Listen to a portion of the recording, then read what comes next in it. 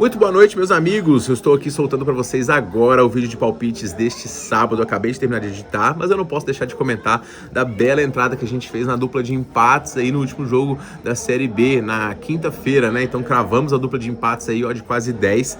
Quem veio com a gente forrou. E nos outros jogos também a gente veio muito bem, com dupla chance da equipe do Cruzeiro também, diante do Fluminense. E a gente acabou perdendo uma dicasinha que foi do Bucaramanga contra o Galo. Mas tinha aí finalizações do Londongo, lote 2,80, que vieram bonitas. Então, assim, tô muito satisfeito com o desempenho aqui no nosso canal. Como vocês podem ver, tem alguns sonzinhos vazando, tem gente pra lá, gente pra cá, criança pra lá, mas eu não vou deixar de postar pra vocês os palpites de sábado não, então vai ter bilhete pronto, vai ter finalização, vai ter as dicas tradicionais e aquela odd alta que vocês gostam no final do vídeo. A única coisa que eu peço é se inscreva aqui, deixa o like e comente com os seus palpites também. Se você puder recomendar para um amigo, ajuda bastante. Então simbora passar para vocês as dicas desse sábado. Chegou a hora de simplificar suas apostas. Na conta Bpag, você tem seus sites favoritos no mesmo lugar, para se divertir com segurança e cashback. Crie essa conta e saia na frente. E fala, meus amigos, eu peço desculpas a vocês, porque provavelmente vocês vão escutar alguma voz no fundo. Eu tô num lugar aqui cheio de gente, cheio de criança, então não tem como. Aqui é o lugar que a internet funciona melhor, então se eu sair daqui do lugar do rancho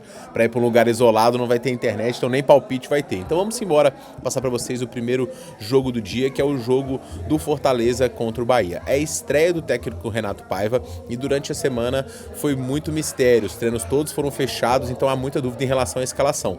Fato é que o Fortaleza tem muitos desfalques. João Ricardo e Gustavo Mansa se juntaram a Breno, também o Moisés, Bruno Pacheco e tem mais um que me fugiu agora.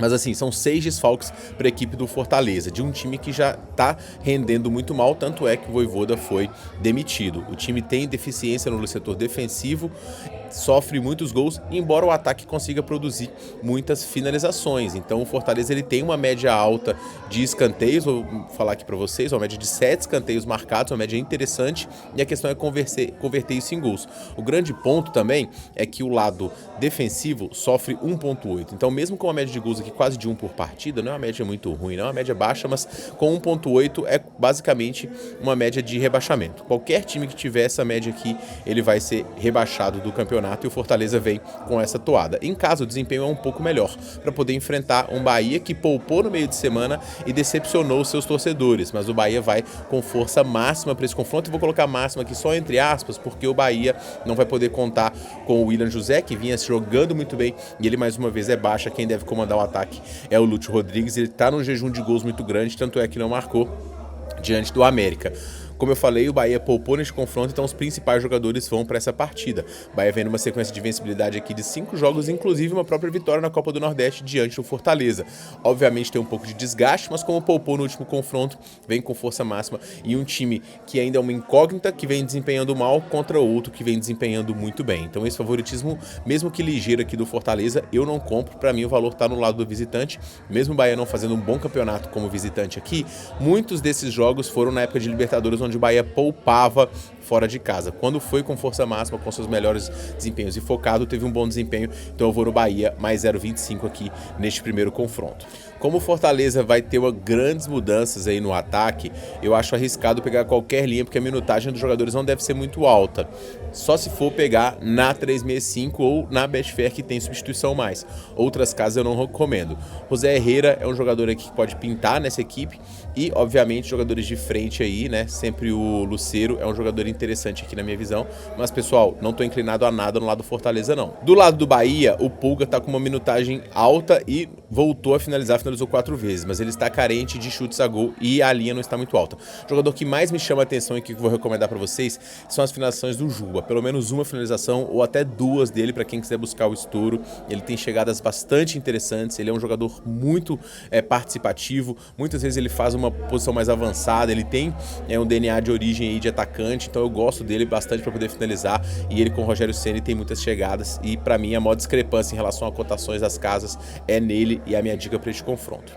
No segundo jogo, pessoal, nós temos aqui o Vasco recebendo a equipe do Grêmio. É um jogo aqui de muita necessidade para ambos, porque ambos voltaram aí dessa pausa muito mal, né? O Vasco perdeu para a equipe do Botafogo por 2-0 e no meio de semana foi goleado pelo Del Valle, tomou um atropelo de 4-0. Curiosidade nesse jogo, pessoal, é que o Vasco não estava jogando tão mal até tomar ter expulsão, não. Depois que teve a expulsão, tudo desandou. Foi muito cedo, né? Mas o Vasco não vinha tão mal assim. Eu tenho visto algumas coisas positivas em relação ao Vasco, vou deixar até um bilhete nesse mercado aqui para vocês em relação ao primeiro tempo e a pressão do Vasco da equipe do Diniz. O time hoje tem dúvidas na zaga, mas tem a importante volta do Coutinho. Quero destacar, obviamente, para vocês o Raya e o Veguete, mas o Nuno Gomes é um jogador que tem tido chegadas interessantes e eu estou de olho nele no mercado de finalizações. O Vasco ele tem oscilado aqui em termos de resultados, mas em casa, em São Januário, ele consegue bons jogos. Por isso ele é favorito nas casas. O adversário, por sua vez, é o Grêmio, que também perdeu os 2 jogos desde que voltou. Foi atropelado pelo Cruzeiro e atropelado pelo Alianza Lima. Nesses 2 jogos, ele foi muito prejudicado pela ausência do Batshuayi, o atacante. Hoje ele volta e também volta o Christian Oliveira, mas o time não vai poder contar com o Lucas Esteves, com o Amuso e tem, se não me engano, mais um zagueiro também que está como baixa na equipe do Grêmio. Então 3 desfalques, mas volta do lado ofensivo, que é um lado mais forte da equipe do Grêmio. A defesa é uma peneira. Eu não consigo confiar no Vasco, mesmo em São Januário, no odd 2 em casa. Cara, um empate anula eu pegaria, mas o menos 0,25 eu já acho que é um limbo arriscado, porque volta o ataque do Grêmio, que é um ataque que consegue marcar gols aqui em muitos dos jogos, e a grande tônica dessa partida são 2 ataques e 2 defesas que sofrem muitos gols. Então, cara, as casas estão contando esse jogo como um jogo under, eu acho que o jogo tem uma tendência boa de gols aqui, e eu vou no mais de 1,5, contando com eventualmente 2 gols do Vasco, ou eventualmente um gol para cada lado aqui. Eu gosto das chances de gols aqui nessa partida. No lado do Vasco, pessoal, eu tô de olho nas finalizações do Nuno Moreira, e eu gosto também das chances do Ryan, 2 jogadores com participação ofensiva muito boa, tá? As linhas do Veguete são sempre muito altas, mas ele pode ser um provável marcador aqui deste confronto, eu acho que vai estar na minha tripla de artilheiro, sim. Estou curioso para ver o jogo entre Mirassol e Santos, pessoal. Por quê? Porque a gente tem o Mirassol simplesmente invicto em casa neste Brasileirão, com boas vitórias, um dos times que mais finaliza, cria chances e que tem feito um excelente campeonato, dadas as condições pré, né, do que se esperava do Mirassol. O time também aqui só perdeu um dos últimos 10 jogos e, após a pausa de 45 dias, o jogo diante do Palmeiras foi um pouquinho decepcionante. Não pelo resultado, que foi bom, mas em termos de finalização. O Mirassol finalizou só 3 vezes o jogo inteiro, o que é muito pouco para um time que tinha uma média de mais de 10 no campeonato. Mas como eu falei, jogou com uma proposta de se defender diante do Palmeiras, isso foi positivo.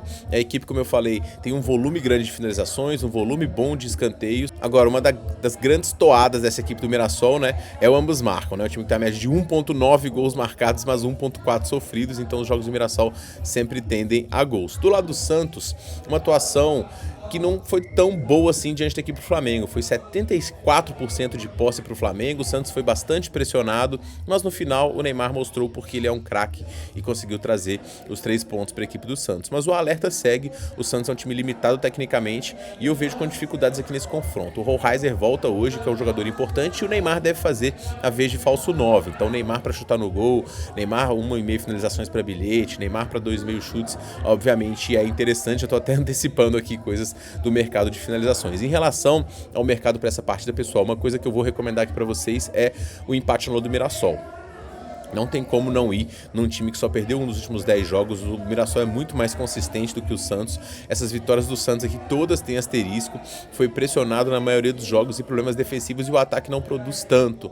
É um ataque que cria pouco, então se o Mirassol fizer um gol, o Santos vai ter muita dificuldade. Mas obviamente olhar o mercado de gols aí, porque os jogos do Mirassol tendem a muitos gols. Mas olha o Santos, a média é muito baixa. Então acho que a gente está muito mais defendido no empate do Mirassol do que eventualmente aí em qualquer coisa pro lado do Santos. Pessoal, eu gosto sempre de olhar as finalizações do Reinaldo, embora não tenha finalizado diante do Palmeiras, uma média de 1,3 para o lateral, uma média muito alta.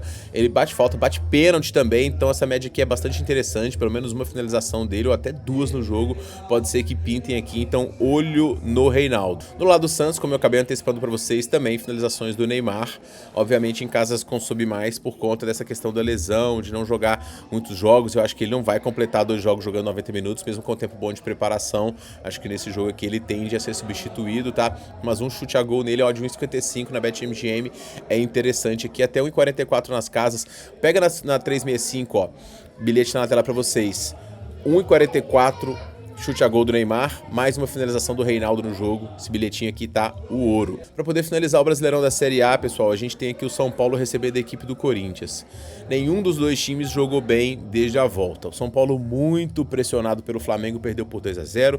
Diante do Bragantino ficou 2 vezes na frente e acabou sofrendo o empate. Na verdade, sofreu a virada, né, e depois conseguiu buscar o empate. Mostrou algumas coisas positivas, principalmente em relação ao ataque, mas as dificuldades por conta das lesões, elas permanecem. Então, muito asterisco para o São Paulo, que é um time que não está conseguindo finalizar muito, criar muito. Então, é um jogo com uma expectativa de poucos gols aqui muito grande. Até porque o Corinthians também tem sido esse time, que não tem finalizado muito, que não tem chutado muito, que não tem criado muito, que tem feito jogos mornos. Perdeu para o Bragantino na volta, mas conseguiu buscar uma vitória diante do Ceará fora de casa, num jogo importante, mas não foi um jogo muito movimentado, né?